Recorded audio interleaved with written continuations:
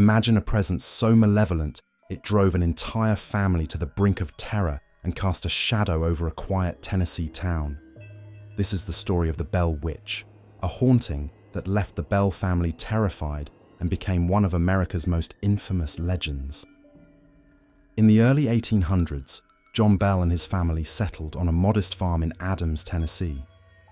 They were hard-working, peaceful people, but their lives were soon disrupted by a force so dark and unrelenting that it would go down in history. It began slowly, small, unsettling occurrences that might have gone unnoticed by anyone else. At first, it was just faint knocking on the doors and walls, but the sounds grew louder and more aggressive each night. Soon, the bells heard scratching and the eerie sound of chains dragging across the floors. They felt an unexplainable chill creep into their home, as if a silent intruder was lurking in the shadows. The family tried to ignore these disturbances, hoping they would simply fade. But whatever haunted the Bell home had no intention of leaving. The entity quickly turned violent. It seemed to have a particular vendetta against John Bell and his young daughter, Betsy. At night, Betsy would wake up with bruises and scratches left by an invisible hand. She'd cry out in fear, feeling a cold presence near her bed, whispering cruel things into her ear. The witch's voice soon became unmistakable, a raspy, mocking tone that would taunt the family, telling them it would never leave. The witch's voice grew stronger, taunting the family with prophecies and sinister promises. "I'll never leave. Not until John Bell is dead," it would hiss. Friends, neighbors, and even local clergy were drawn to the Bell home, each hoping to witness the infamous witch.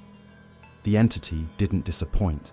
It would respond to their questions, sing hymns, and even mimic voices of people they knew, adding to the eerie atmosphere that surrounded the Bell Witch. The townsfolk were horrified. Rumors of curses, black magic, and vengeful spirits began to spread, casting a fearful shadow over Adams, Tennessee. The Bell Witch's threats were more than just words. As the haunting intensified, John Bell's health began to decline. He was tormented day and night, feeling a constant pressure that seemed to drain the life out of him. By 1820, John Bell was bedridden, barely able to move or speak. And then, one cold winter morning, he was found dead. On the day of his burial, the witch's laughter filled the house. It declared victory, claiming that John Bell's death was her doing.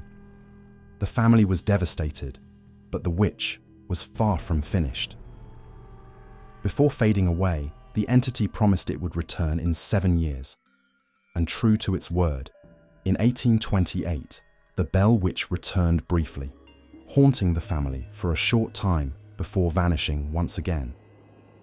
But even after its departure, the town of Adams remained haunted by the legend, as if the witch's shadow had never truly left. The legend of the Bell Witch has endured for over 2 centuries. Paranormal investigators, historians, and thrill seekers have all been drawn to the Bell Witch Cave, a dark cavern on the family's property, where some believe the entity still lingers. The Bell Witch has inspired books, movies, and endless speculation, becoming one of America's most enduring ghost stories. But what was the Bell Witch? A vengeful spirit, a curse, or simply a figment of the family's imagination? We may never know.